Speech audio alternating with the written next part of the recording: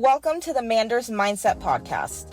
Here you'll find both monologue and interviews of entrepreneurs, coaches, healers, and a variety of other people, where your host Amanda Russo will discuss her own mindset and perspective and her guest mindset and perspective on the world around us. Manders and her guests will help explain to you how shifting your mindset will shift your life.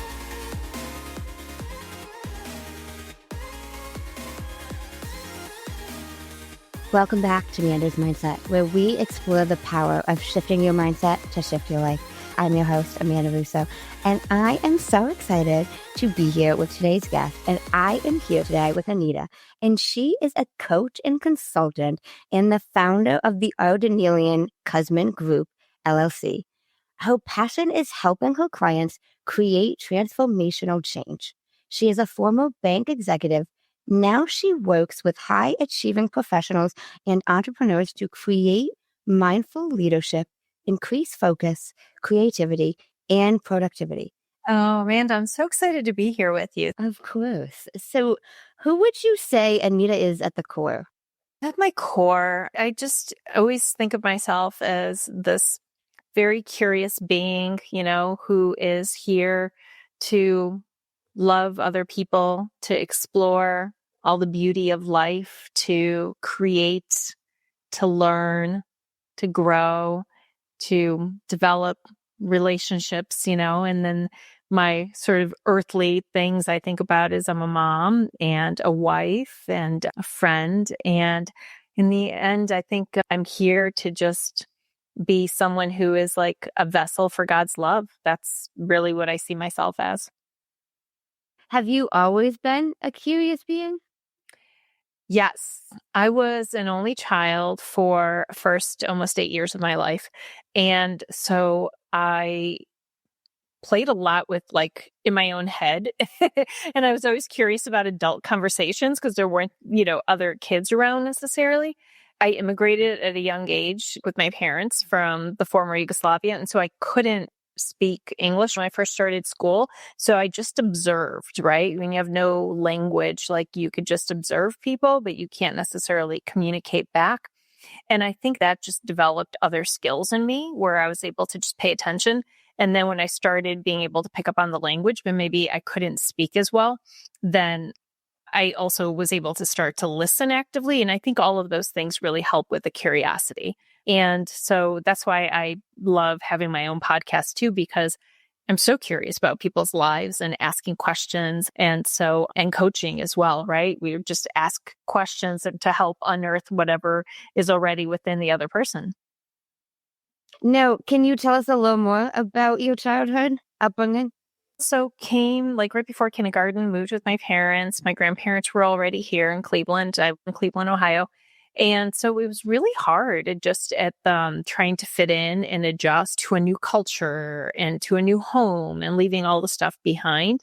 And I think the language barrier, cultural barriers, that was hard. And so I think at a young age, just always had this strong desire to want to fit in, to belong, to look and say, what are other people doing? And what do I need to do in order to get into this crowd, into this group? And so I also developed at a very young age this desire I had to work really hard to catch up, right? So I had to work really hard to try to catch up on the language side and with school. So hard work. And then I became very addicted to praise and just external validation because it was a signal that yes, you're on the right track, you're doing the right thing, or you're not. And so I think that was the conditioning that developed at a very young age.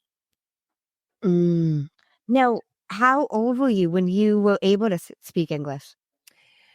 So I remember kids pick up pretty quickly. So I would say kindergarten, nothing. And then probably towards the end of the year, I was speaking, but my reading was I was still in the lowest reading group when I started first grade. And that was really upsetting to me because it was me and 3 boys that misbehaved. And my goal was, I remember that by the end of the first grade to get into the regular reading group. And then there was a higher one. By second grade, I was already a straight A student and just like really doing well.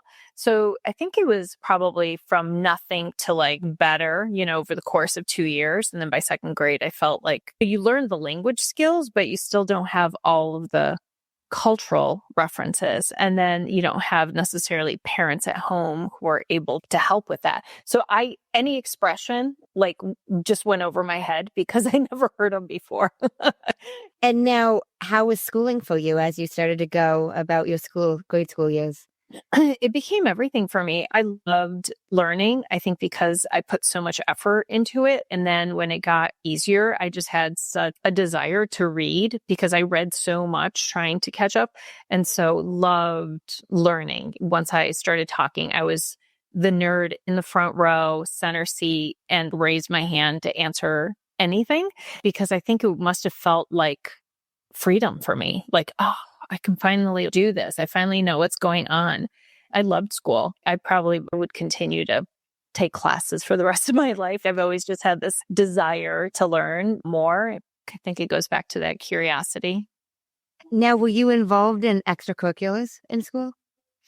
Yeah, I'm trying to think, what was I into? So like I played volleyball, even though I'm short. And then I was in speech and debate, going back, like mock trial, drama club.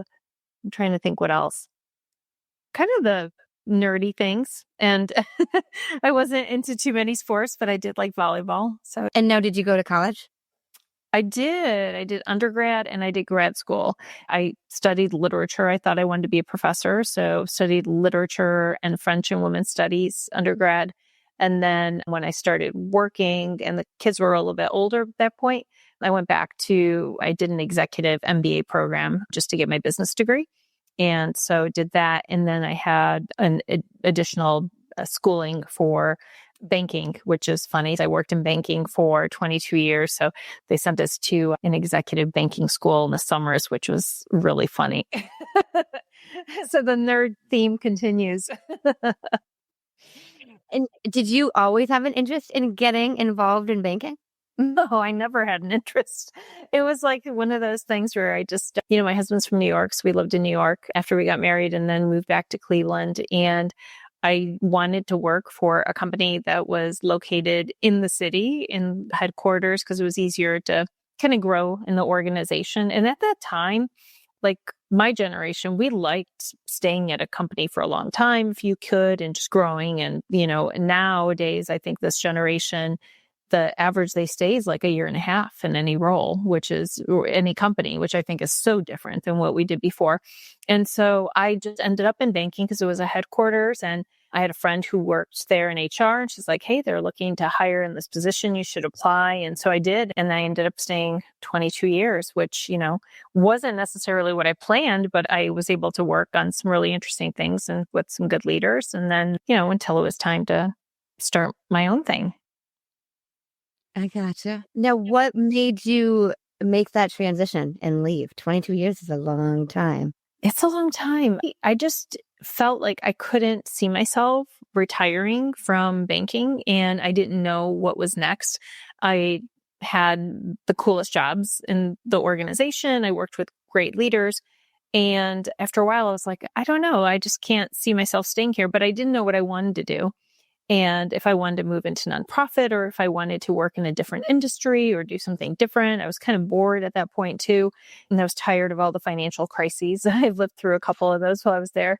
And so I hired a coach and that's when I did the deep work to say, what do I really want? Like if I had, opened up a new box of crayons and I had this big poster board in front of me, like, would I design myself going back to some sort of a corporate job again, or what would it look like?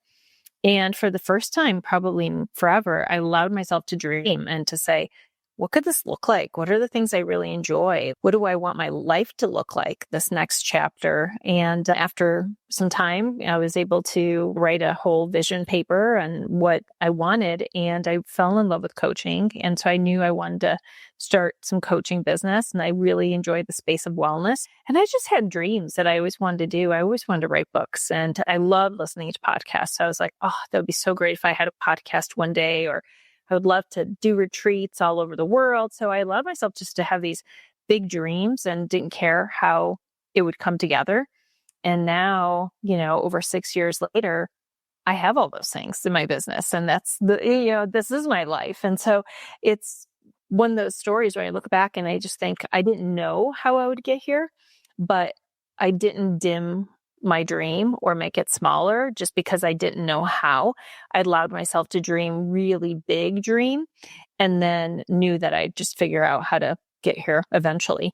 You don't do everything all at once, and that's not, we don't need to, but I always kept that dream alive and just would always look at the vision and go, okay, this is what I'm working towards. Now, did you have any hesitation with hiring your first coach? Yes, because I didn't invest money in myself like that. I didn't even go and pay to get a massage once a month, let alone invest in coaching. And so I was like, oh my gosh, I'm going to invest the time. I'm going to invest the money. I better be serious. Is this going to work? It was the single most important decision that I've done recently, because I wouldn't be here today if I didn't do it, because I wouldn't have been able to figure it out on my own. Because that's the beauty of working with someone who already has gone before you and done it. They can help you. They can shortcut it. They can tell you the things to look out for. They can ask the right questions. And so I'm so glad that I finally agreed to do it, because it changed everything. I was just curious because, coaching is new, and some people still have that reluctancy with it, even more so because of the newness of it. I think it's been around for a long time. I just think that there's a lot of people that now call themselves coaches. So yes, I agree with you that it's much more mainstream and you see it everywhere. But the one woman I hired, she'd been an executive coach for a long time, and I knew her. And so I knew that if I chose to hire a coach, that I would reach out to Roxanne. And I'm so glad that I did. And she had gone through her own, she was in corporate and went through this herself. And so that was really helpful for me too, because she understood me and she had been where I was. And now, how soon after you started coaching did you uncover that's what you wanted to do as well? So we worked together for 6 months, and it was definitely during that time when I was working on the vision that I said, I think this is what I want to do. Like, I just fell in love with the process so much, and I loved how much I had changed during that process. And I thought, if I can help other people do this and transform, then I will be doing great work in the world. I always had teams. I always had big teams at work. And so I was coaching people that worked for me for years. And I really enjoyed that. I loved that aspect of my job. So it didn't feel like a foreign concept to me. It just was like, wow, I get to do this all the time now. I love that. Wow. It's never too late. Even 22 years, if you were doing something, whether you loved it or, I like that. Yeah. So I think I hired Roxanne at 45. And when I turned 47, 2 years later, I was ready to leave. I had a vision and I had an action plan, and I wasn't ready to leave yet. I was putting things in place. I was working during the day, a couple hours in the evening, a couple hours on the weekends. And suddenly, after 2 years, I was ready to finally say, I'm ready to go. Wow. I love that. And thank you for sharing how old you were, like that vulnerability.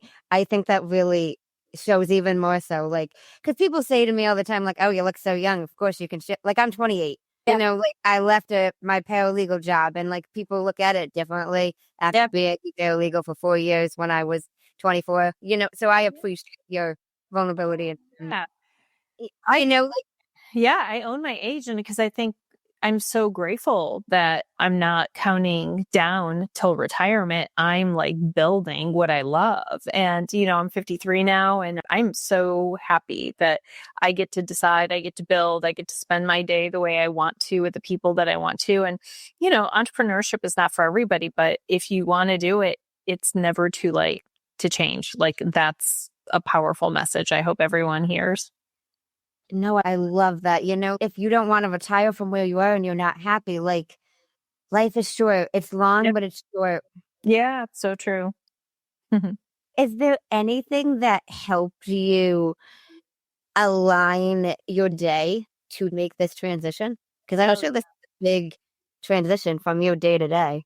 Oh, yeah. Man, that's such a great question because there are so many fears that I had and that still come up all the time, right? People are like, oh, how did you get over your fear? And like, you just don't. You just continue to take action despite the fear and do a lot of work to continue to move through it. But for me, I always start my day, and I did even before when I was in corporate, like really starting my day in quiet, journaling, reading from really inspiring books, meditating, doing the things that I knew I needed in order to ground myself, to be connected, to regulate my nervous system, do breath work, all of those things, connect, pray. And then I was able to go to work. I love that I had those practices already established because those were the same practices I continued when I left. And then, when you leave, the shock to the system is that instead of going from a calendar where you're double and triple booked and you've got stuff going from morning till night, you have an empty calendar where there's nothing on it. It's like blank.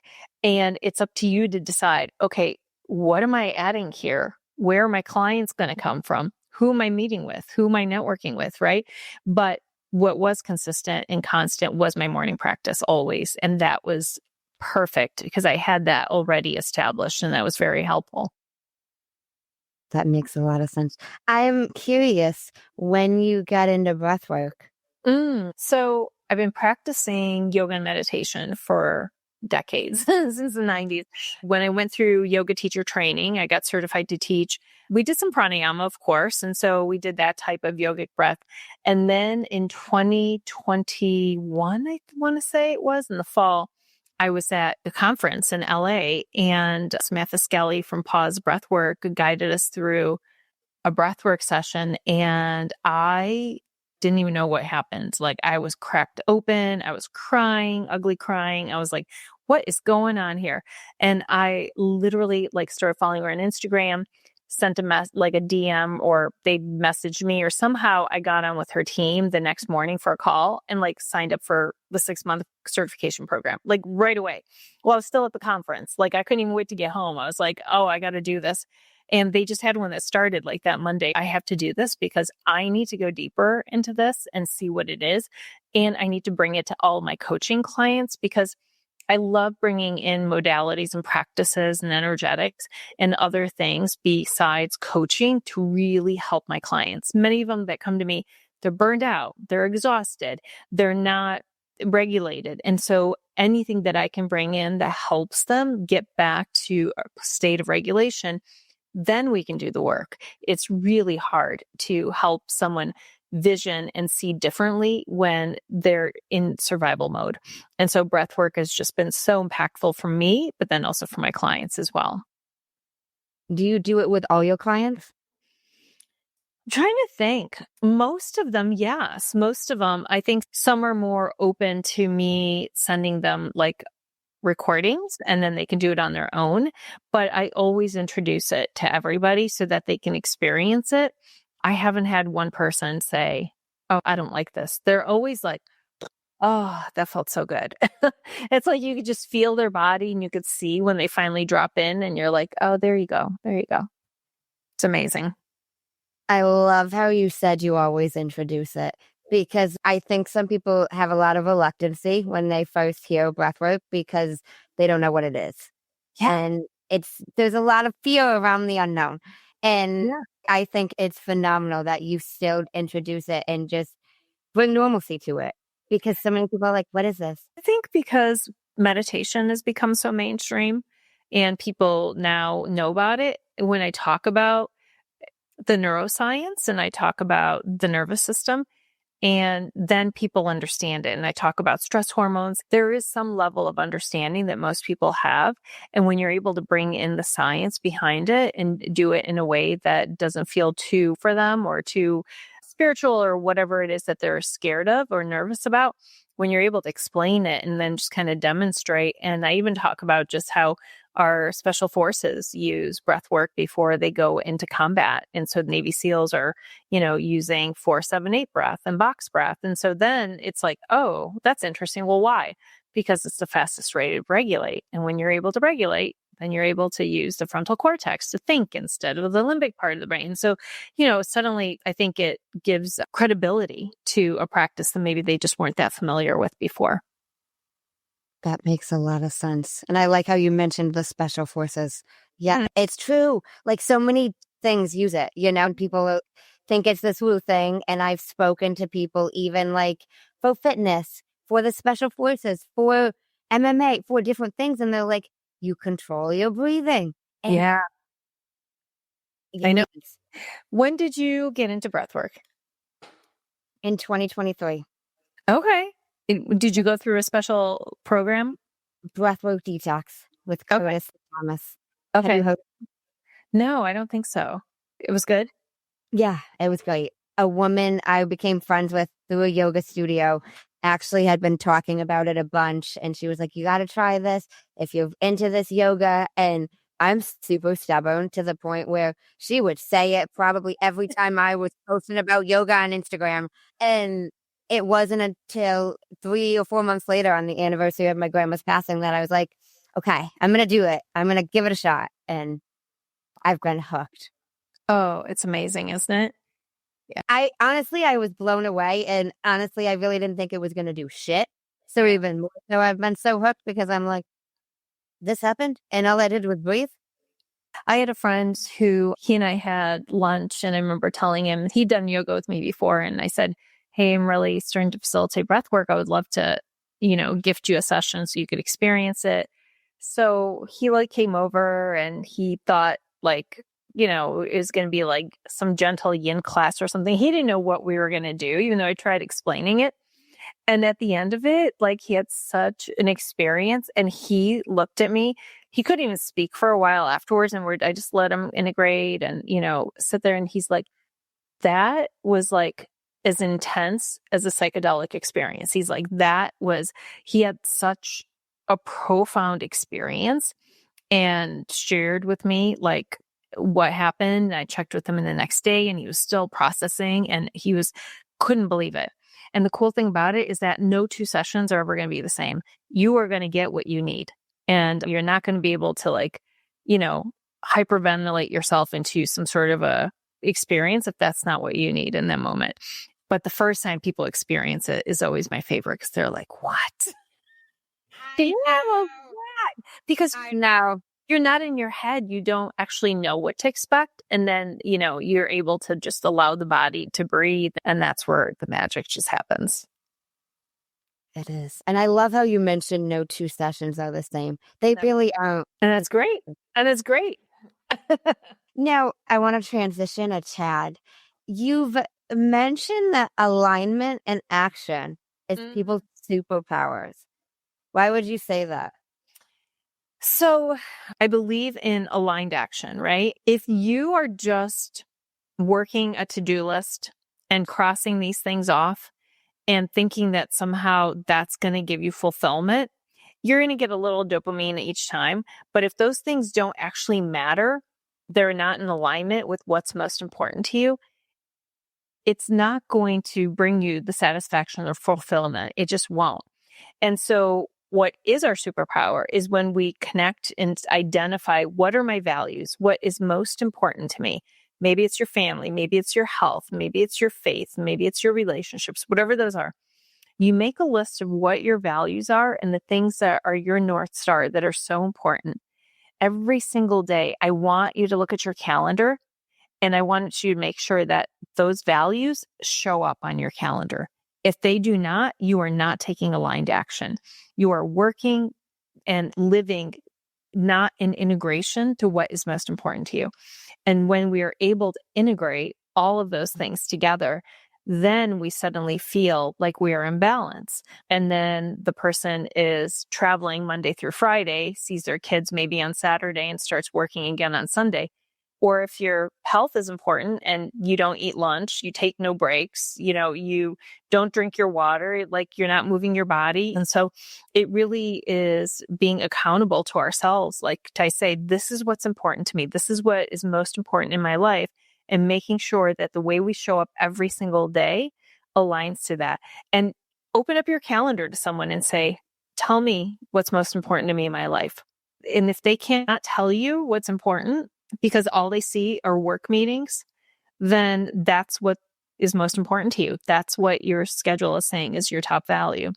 And that's where I was. And that's why I got burned out, is because the things that were most important to me, I had scraps of time left to give to my family, to my husband, and nothing for myself and my health and all these other things that I said were important. They just never showed up. I really like how you mentioned to show your calendar, your schedule to somebody else. That's a great example. Some of us might struggle with recognizing, looking at it with our own eyes to see, and might be biased and think that we are making the time. And because sometimes you can't tell, you're too close to it. Yeah. And it's an afterthought. Like if you start with your values first, I say, like, if your relationship's important, I tell my clients, how often are you and your partner making time to spend one-on-one? How often are you going on a date? If your family's important, how often are you doing family dinners? Non-negotiable. Like, when are you getting together? When are you spending time together? What does that look like in the evenings? If your health is important to you, I want to see, when are you going to your yoga class? When are you taking a walk? When are going to the gym? How many hours are you sleeping? And when we start putting all of those things on our calendar and we put them in first, guess what? You will work around. The work will still get done. It'll just work around the things that are important to you. It doesn't take a lot. Like, you can decide that your best friend and you are going to have a phone conversation, once a week, and maybe while you're going for a walk, and you mark it down in your calendar and you look forward to it, and then it's going to happen. We have to catch up. Okay. Yeah. We have to choose to do these things. Do you think we need to schedule these things? Yes, absolutely. You do. If it's not on the calendar, it's not going to happen. Literally, I was just with my friend and she's like, hey, I'm coming into town. And I said, okay, great. When? She's like, okay, Sunday. And I'm like, all right, great. Tell me when you're free next week and let's put it on the calendar, like right away. Not like, oh, call me when you get into town. No, because a million things will happen and something else will come up. But if I know that Wednesday we're doing dinner, guess what? I'm going to honor that commitment. And I'm going to look forward to it. And I'm going to get excited about it. And all day Wednesday, I'm going to be like, wow, I haven't seen her in months. I can't wait. That's honestly probably why a lot of things don't happen, that people leave to chance. So we used to use Franklin Covey planners, which were like daily planners that you write in. And then afterwards, we graduated to Blackberries, and then we got Outlook. And so suddenly what happened is that instead of using planners, which were actually looking at your whole life, you had everything in your planner, all your doctor's appointments, your kids' stuff, work, everything. We moved from that to having an Outlook calendar, which is filled with all your work meetings, and then having some sort of a paper to-do list. And there is no integration. And all the things that are no longer on your calendar are all the personal stuff. And so if it's not there, it doesn't get done. It won't happen. So what is your suggestion? Do you have one for people who are facing this right now and they don't know how to? I use a planner. I love my planner. It's called Ramona and Ruth. It's the one I like. And I use the daily overview planner. And it allows you to select your top 3 priorities, not 50. And then you set an intention for the day. You list what you're grateful for. You list all your meetings. And mine today literally says, date with the divine in the morning, post content, go for a walk, take a bath, plan for the rest of the day, a call, another coaching call, plan for an offer I'm going to create, meet with friends, do a podcast, prep for another call, and then have the call.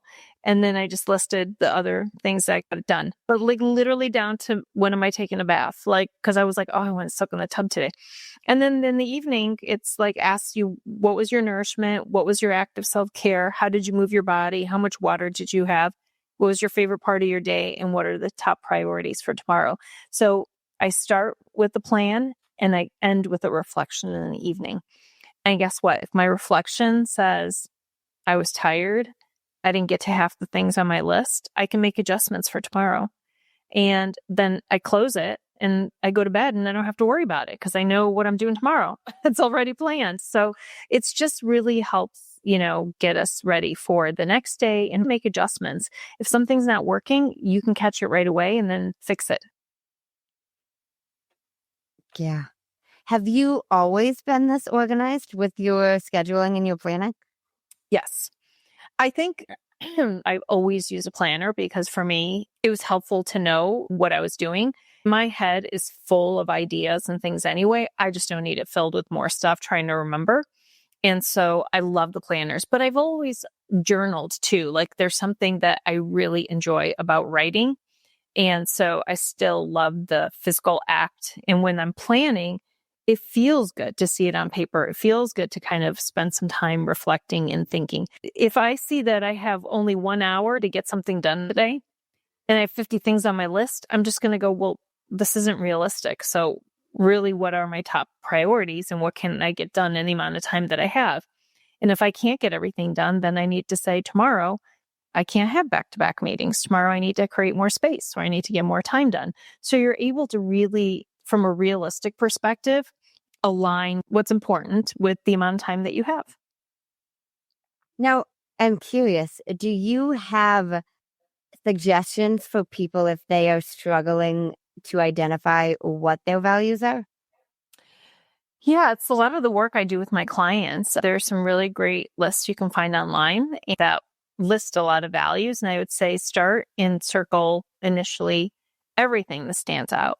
And then go through a second pass and say, ooh, how many of these are maybe similar that could be combined, right? So if you've got family and relationships, and like friends, you could probably just say relationships, right? And then you can, in your mind, that's all your relationships. And so I would say narrow it down to probably 10 values, core values.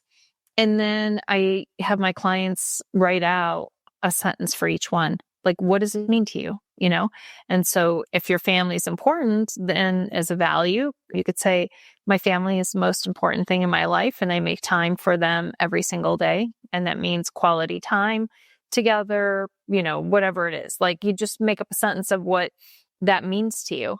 And then that's the very first part of any vision statement that I work with my clients is just the values. Because guess what? If you have an opportunity come up, and I did this with a client today, and she's looking for a new job. And I looked at her values. Her values were very much about her relationships, her family, her home. She wants to be close to home. And I was like, so if you had a consulting offer that made you travel Monday through Thursday, does that align with your values? She's like, nope. She's like, nope. I go, you're right. This doesn't align. And you'd be upset like probably a weekend. And so it really does help us to think through logically around choices that we make. That makes a lot of sense. Now, I'm curious I'm sure you've had to, with all of this transition from corporate to now coaching, especially doing it for so long, had to almost redefine success. For sure. And that was some of the work that I did with my coach too. And I do with all my clients is you have to challenge everything you've ever learned. Because from the youngest of ages, we inherently believe certain rules, right?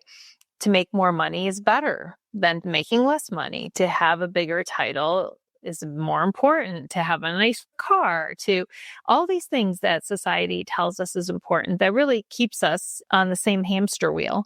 And so for me, like going through and redefining success in every area of life, like what does it mean to me to be healthy?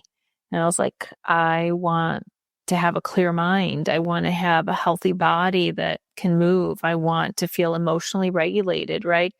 What does it look like to say that my relationships are successful? Quality time with my kids, with my husband, making time to see my parents every week, reaching out to friends. What does success look like with every single area of life? Even in the area of like joy, like what does it look like to have more joy in my life? Like what brings me joy? And for me, it's like, I'm staring at a vase over there. I want fresh flowers all over my house every single week. When we go to the grocery store, we buy fresh flowers because that brings me joy. It also brings me joy to have really good coffee in the morning. So I want the nice coffee that tastes really good, it's like little things like that. One of the things I remember I used to do, I think when I was in corporate, because I was so stressed all the time, I would go to like TJ Maxx and just buy like candles or new journals or just like shop around or whatever. It's like, I don't really have an urge to do that anymore because it's like, I don't need something to like give me a little dopamine hit, like I'm surrounded by the things that bring me joy and that feel good. And so I think it's just taking the time to really ask ourselves those questions in every area and just like questioning everything. Right. And I remember when I first left corporate, I was like, I don't want these suits. I don't want these pumps. I don't want to ever wear a pair of pumps again. I don't ever want to wear pantyhose again. I don't want to like button up a suit jacket. And so like, I'm going to go donate these things. I don't want them. Like, I'm just going to burn the boat, right? Like the expression, I'm just burning this boat. I'm not going back into it. I don't want to do that. That doesn't feel good to me. And so, it's like really taking the time and doing the work and asking yourselves the questions. Yeah. No, I love all that. Like figuring out why and getting curious and about what you want. It's so key. So I'm curious, did you face any resistance with how society or the public or people would look at your transition with how long you were in corporate? When I first made the announcement that I was leaving, I had a coworker who was like, "What are you doing? Like, you're leaving to go teach yoga? What is happening?" Like, they didn't understand. And that was some folks. And then other people assumed I was fired or something. And I'm like, no. One guy asked me what it feels like knowing I'll never make the same amount of money. And I was just like, I'll make more. Don't worry about it. It was so interesting. And then other people were like, oh my God, I'm so jealous. I can't believe it. I just envy your courage. And so there was all kinds of responses. And I remember being worried. My husband was super supportive. Obviously, none of this was a surprise to him. And I stayed for 4 months after I did, just to kind of, work on where's my team going to go. So I worked with my boss on making sure everything was all buttoned up. But I remember so worried to tell my parents. And I said to them, but don't worry. Like I shared everything as I go, but don't worry, I'll be okay. And my parents were like, we've never worried about you. Like, of course we're supportive. Like, of course you'll be fine, and I didn't expect that from them. And so when they were so supportive like that too, that just made me feel really good. No, that makes a lot of sense. It's so interesting to see, like, I relate, similar leaving the paralegal to do breathwork. Granted, it wasn't 20 something years, but you're going to teach people to breathe. Yeah. Like people said that to me. Multiple people said that to me. You're leaving your paralegal job to teach people to breathe. And, not everybody gets it. So even that must be, I wish I could do that. If you didn't want to be here, if you want something bad enough, you can make a change. Yeah. A lot of people project their fears. And so I saw some of that. But in the end, I was like, who do I really care about? And that was my family, my husband, my kids, my parents, my sister, and my friends knew, obviously. And then everyone else, it's like, that's okay. And I think now it's, I've already celebrated 6 years in business. This is the start of my 7th year. And it's like, I think people realize, oh, like she's really doing it, Oh, I love that. Is there anything that helped you be so consistent 6 years going? Well, you have the best laid plans and nothing turns out exactly as you plan. So I left in January of 2019 and COVID was a year later, right? So that was unexpected. And yet, you shift, you make do, you kind of figure it out. And I just felt really supported all the time. I have strong faith. And so that was really helpful, even when I'm scared. Anytime I get stuck, I would always say, how can I serve? Where can I take the focus off myself and go help someone and serve? And every time I've done that, then the most beautiful things end up happening. Do you feel like your faith helped you if there was ever times that you struggled, if you were able to keep on the path? Oh my God. Yes. And I journal, I type journal every day. Like I type in, at the beginning it was every day. Now I need to, sometimes I'm not as consistent. It's like the word fear came up so many times, and I would constantly have conversations with God, oh my gosh, okay, you say, do not fear. Here's what's going on. Here's what I need. Here's what I'm believing. And so that was really helpful to keep me going. And also being able to come back and say, wow, what did I fear would happen? And then what happened months later when I could look and see, oh, and this is how I was supported, or this is what happened instead. And so anytime I was worried about having a slower month or maybe not that many clients signing up, I was able to find other times where I was worried about those things, and then just to see how I was supported all along the way. And it's just really helpful to have that documented. I love that, seeing the actual examples. Sometimes our minds need that, the physical, this is your proof. Which is the opposite of faith, since faith is believing without proof. That's how we work. I get it. No, that makes a lot of sense. And now I'm curious, if you struggled with balancing, you seem very like a boss babe, but balance, a balance. I'm trying to figure out how to say this, but balancing the masculine and feminine in business, because even myself, I think that's my superpower for sure, because I tend to have a lot of healthy masculine energy, which is, let's get things done. Let's be very organized. I can manage multiple projects at the same time. It's really that energy that keeps you driven and ambitious and going. And at the same time, I've spent so many years, especially honoring my feminine energy as I went into entrepreneurship, because I did not want to burn out running my own business, right? Because the tendencies that we have could be the tendencies whether you're working for someone else or you're working for yourself.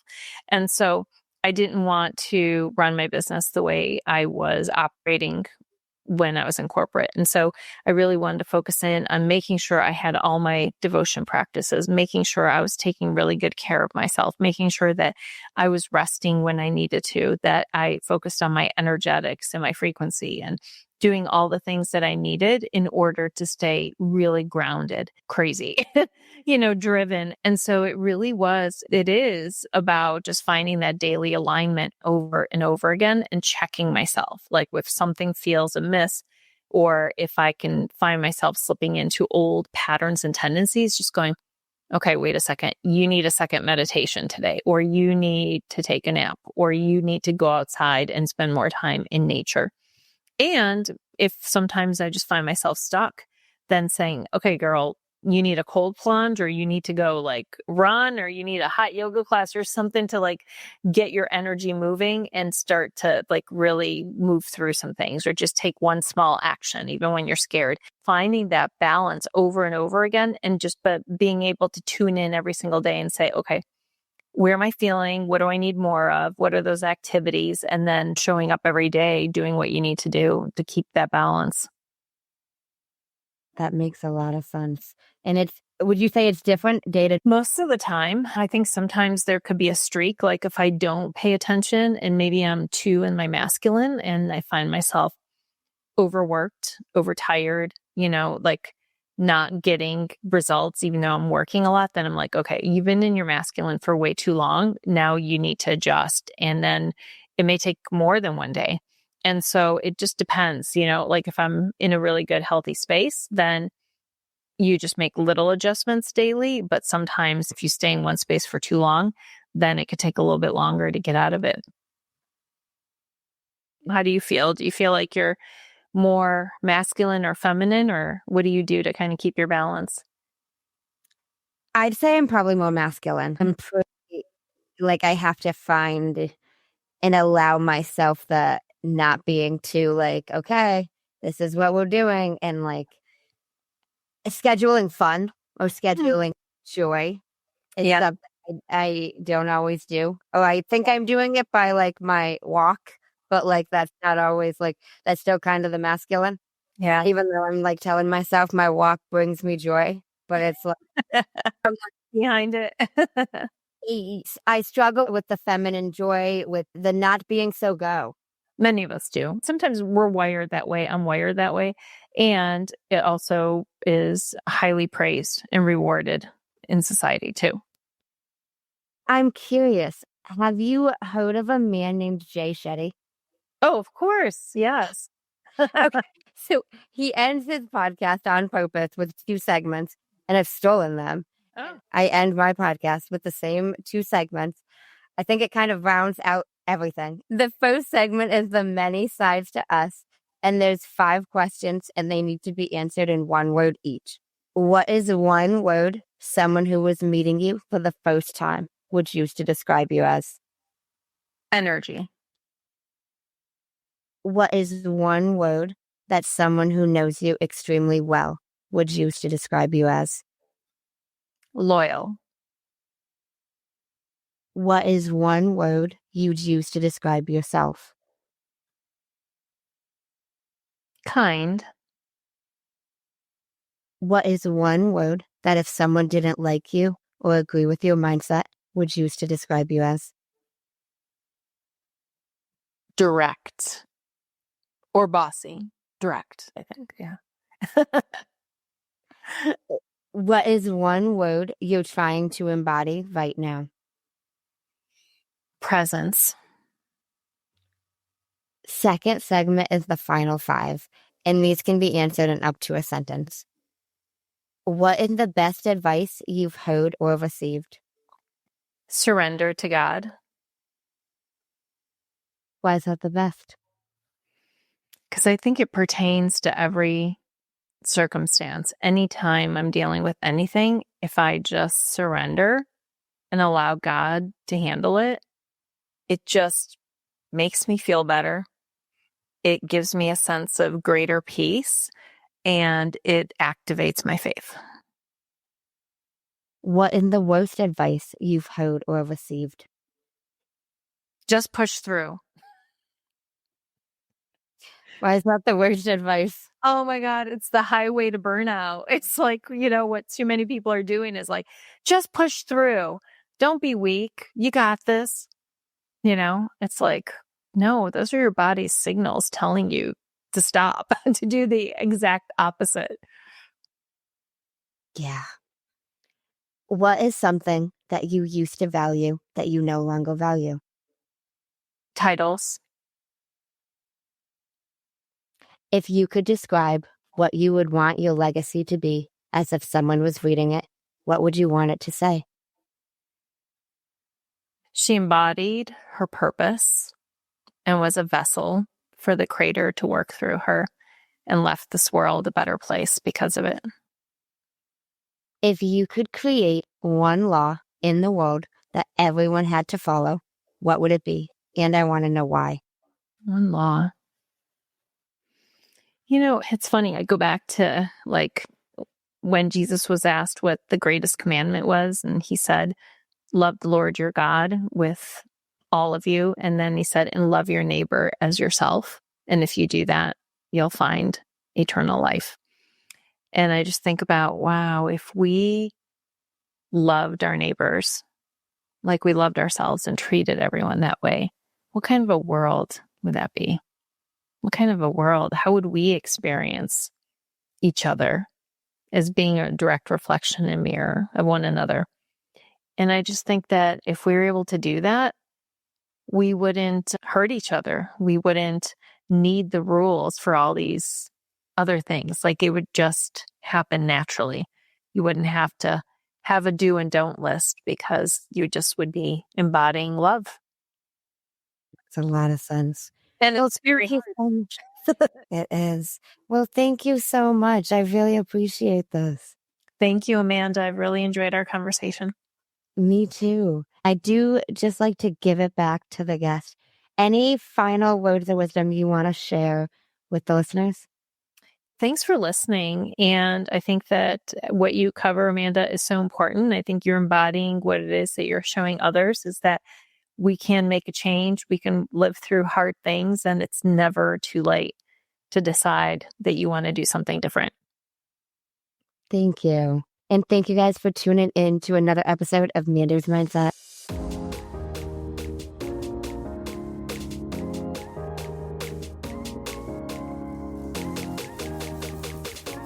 In case no one told you today, I'm proud of you. I'm rooting for you. And you got this. As always, if you enjoyed the show, I would really appreciate it if you would leave me a 5-star rating, leave a review, and share it with anyone you think would benefit from this. And don't forget, you are only one mindset shift away from shifting your life. Thanks, guys. Until next time.